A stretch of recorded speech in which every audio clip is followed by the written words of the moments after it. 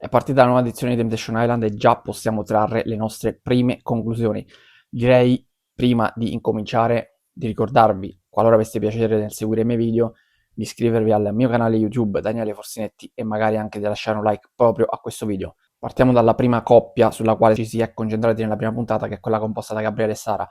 Allora, a me le prime impressioni sono state positive per Gabriele e negative per Sara, quando c'è stata la presentazione della clip. Poi, appena c'è stata la presentazione dei single e delle single,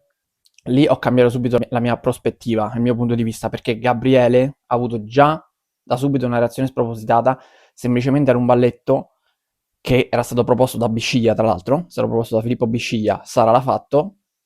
con il tentatore, certo su iniziativa del tentatore che tra l'altro, visto che è stato un po' provocato da Gabriele, lui ha risposto con la stessa moneta, anzi provocandolo ulteriormente, e si è visto chiaramente il fastidio provato da Gabriele, che però ha avuto una reazione veramente esagerata, se l'è presa con Sara come se l'avesse tradito. È stato un ballo e penso che debba essere considerato come tale. Poi per carità è stata l'unica a farlo e quindi lui l'unico coinvolto tra i fidanzati, probabilmente si è sentito a disagio, capisco, però quella reazione già lì mi è sembrata decisamente spropositata perché è avvenuta davanti a tutti, quindi se n'è completamente fregato del fatto che ci fossero altre persone e ha reagito in maniera esagerata. Figuriamoci quando sono a casa soltanto loro due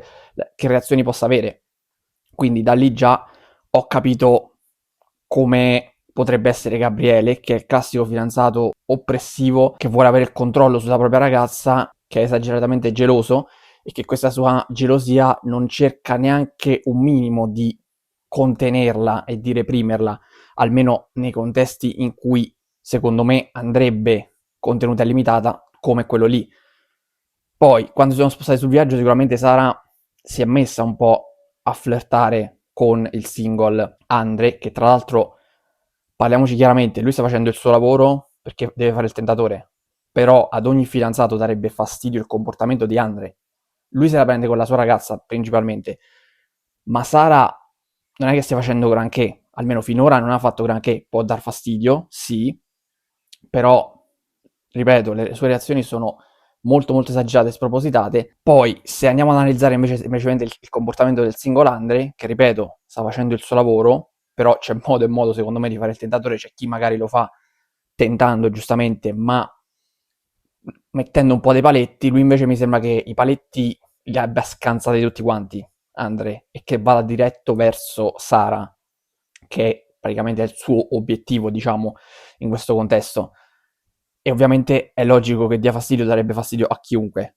Però vedo che Gabriele la sua gelosia non la riesce a contenere e limitare. Al momento, se devo dare un giudizio in generale, io faccio fatica ad andare contro Sara.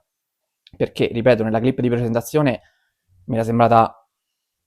una coppia in cui forse Gabriele era la persona un po' più attenta e precisa nella coppia, mentre Sara era quella che si disinteressava. Invece adesso sì, ho capito forse perché Sara è disinteressata, perché comunque si sente molto oppressa dal fidanzato, che tra l'altro non ha negato praticamente nulla, ha cercato di giustificare dicendo che sono comportamenti vecchi e che lui è cambiato, però non li ha negati quei comportamenti. Quindi vuol dire che lui quelle cose che ha raccontato Sara le ha fatte veramente, credo che sia veramente esagerato. Semplicemente mettere una canzone la mattina quando ti svegli e dire chi te l'ha dedicata, a chi stai pensando, un atteggiamento veramente opprimente, e se questo è quello che ha dovuto subire Sara per tutti questi anni, capisco perché l'abbia lasciato più volte, non capisco invece perché ci sia tornata sempre insieme. Passando invece alla seconda coppia, che è quella tra Giovanni e Sabrina, onestamente qui la situazione è un po' diversa, perché Giovanni mi sembra veramente un bravo ragazzo, probabilmente troppo mammone e un po' troppo bambino nel suo atteggiamento, anche perché, voglio dire, se tu a 30 anni ti fai fare la valigia da tua madre e dici che è tutto normale, qualcosa di strano c'è, non devi essere autosufficiente e preparartela la valigia, così come fare tante altre cose, sinceramente. E questo è uno degli atteggiamenti che dà fastidio a Sabrina, però qui invece non riesco ad andare contro Giovanni, perché sicuramente ha sbagliato nella coppia, o comunque ha degli atteggiamenti e delle caratteristiche che a Sabrina non piacciono o non piacciono più.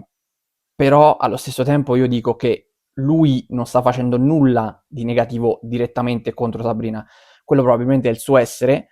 che a Sabrina fino ad un certo punto è andato bene, e adesso invece Sabrina probabilmente richiede di più, anche perché lei ha 23 anni, lui 31, se non sbaglio si stanno insieme da circa 6 anni anche loro, quindi lei era molto giovane quando si sono messi insieme e probabilmente quel Giovanni lì per una diciottenne più o meno poteva andare bene, adesso invece per una 23enne quel Giovanni lì non va più bene, o quantomeno ha bisogno, come ha detto lei, di un uomo diverso. Però lei ci è andata giù pesante con le parole, sin da quando è entrata lì nel capanno, nei primi confessionali che ha fatto, onestamente ci è andata veramente giù pesantissima nei confronti di Giovanni e ripeto, faccio fatica a schierarmi contro Giovanni, a vedere il negativo in Giovanni che comunque può non andare bene alla ragazza,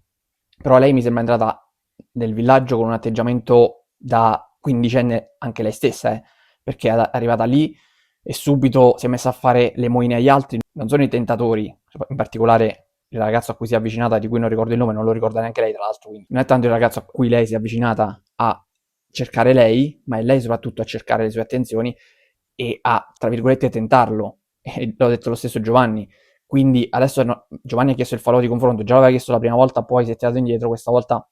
invece non ha detto più, vedremo se questo falò di confronto verrà accettato da Sabrina oppure se Sabrina rimanderà al mittente la richiesta e Giovanni dovrà rimanere ancora all'interno del villaggio. Però sta di fatto che la decisione di Sabrina mi sembra abbastanza palese già dall'inizio, da quando è entrata. A lei non va più bene Giovanni, anzi probabilmente neanche lo ama più, quindi io credo che a quel punto avrebbe dovuto lasciarlo già prima, non avrebbe dovuto aspettare di arrivare a Temptation Island per andare a cercare un sostituto e fare la ragazzina quindicenne insieme alle sue compagne lì che si emoziona per le attenzioni di un ragazzo, per essere avvicinato a un ragazzo, addirittura a me piace quello, a me piace quell'altro, poi secondo te a chi piacciono, secondo me non piace a nessuno, c'è andata proprio con l'atteggiamento sbagliato dal mio punto di vista, quindi faccio fatica a prendere le sue difese e non quelle di Giovanni, non che, ripeto, stia difendendo Giovanni per quanto fatto nella relazione di coppia che io non conosco e mi posso basare soltanto su quello che raccontano, però onestamente per quanto visto nel villaggio mi sembra un po' esagerato, poi lui non mi sembra neanche così oppressivo, non mi sembra neanche così geloso, non quanto Gabriele, quantomeno. Vedremo cosa succederà e quale sarà il risultato del falò di confronto, se effettivamente questo falò ci sarà. E poi l'ultima coppia che si è vista soprattutto nella prima puntata è quella composta da Rosario e Alessandra. Qui, secondo me, gli autori hanno giocato un bel tiro mancino e hanno fatto molto molto bene, una bella strategia di mettere Giada, che è un'ex amica di Alessandra e che sarebbe anche un ex presunto flirt di Rosario, quindi sappiamo già che cosa potrebbe succedere, che potrebbe creare scompiglio. Infatti, non a caso Giada, che appunto è un'ex amica di Alessandra, probabilmente potrebbe, non dico vendicarsi perché non so cosa sia successo tra le due, però avere un atteggiamento particolare nei confronti di Rosario proprio per provocare la sua ex amica, perché se si sono lasciate male, non sono più in contatto, un motivo ci sarà, non so se è colpa di una o colpa dell'altra, però quel che è certo è che Giada, secondo me, qualche sassolino nella scarpa e qualche soddisfazione se la toglierà avvicinandosi a Rosario, non per forza volendolo conquistare o meno, perché io non so se gli interessi oppure no, e questo lo scopriremo magari nel corso del programma, però sicuramente Giada si avvicinerà a Rosario per fare innervosire il più possibile Alessandra. Poi la reazione di Alessandra anche mi è sembrata un po' spropositata, scoppia a piangere davanti a quelle immagini al primo capanno, forse un pochettino esagerata, anche se capisco comunque che possa dar fastidio, perché vedere questo avvicinamento già dopo poche ore proprio alla ragazza, all'unica ragazza alla quale tu non avresti voluto vedere avvicinare Rosario, capisco che possa dar fastidio e soprattutto capisco che possano dar fastidio le parole dette successivamente, perché Rosario ha fatto capire che aveva invitato a casa sua Giada, bisogna capire poi il quando, però capisco che quelle parole sicuramente possano dar fastidio. Il bilancio complessivo della prima puntata di Temptation Island secondo me è molto molto interessante e credo che ancora non abbiamo visto nulla, c'è ancora tanto da scoprire. Per oggi è tutto, vi do appuntamento alla prossima puntata di Forzinet. Ciao a tutti.